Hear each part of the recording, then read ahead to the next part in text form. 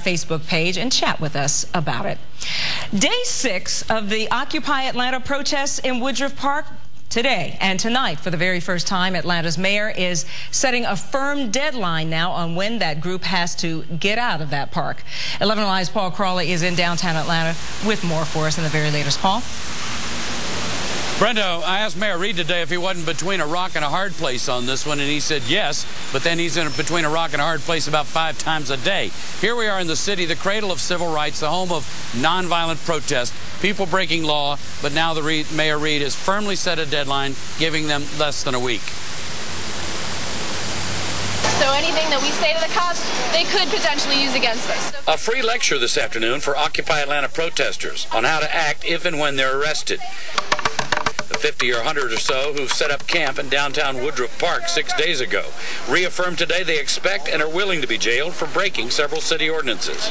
We will occupy this park at the cost of being arrested and put in jail. Parts of Woodruff Park have turned into a muddy quagmire. Many Atlantans who live downtown complaining about too much noise overnight. While sympathetic to the demonstrators, City Councilman Michael Julian Bond says enough is enough. Even though I'm sympathetic toward civil disobedience, there are still laws that have to be obeyed and a process that has to take place. Actually, Mayor Kasim Reed is also sympathetic with the demonstrators. This afternoon he said he'll sign an executive order giving them 5 extra days until next Monday, but no more. During the week that we're getting ready to leave Atlanta and go unveil the Martin Luther King Monument in Washington, D.C., I'm personally troubled with arresting people who are exercising civil disobedience.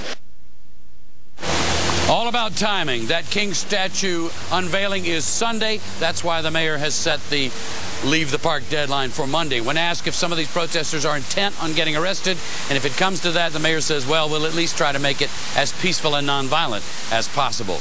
Live at Woodruff Park, Paul Crawley, 11 Live News.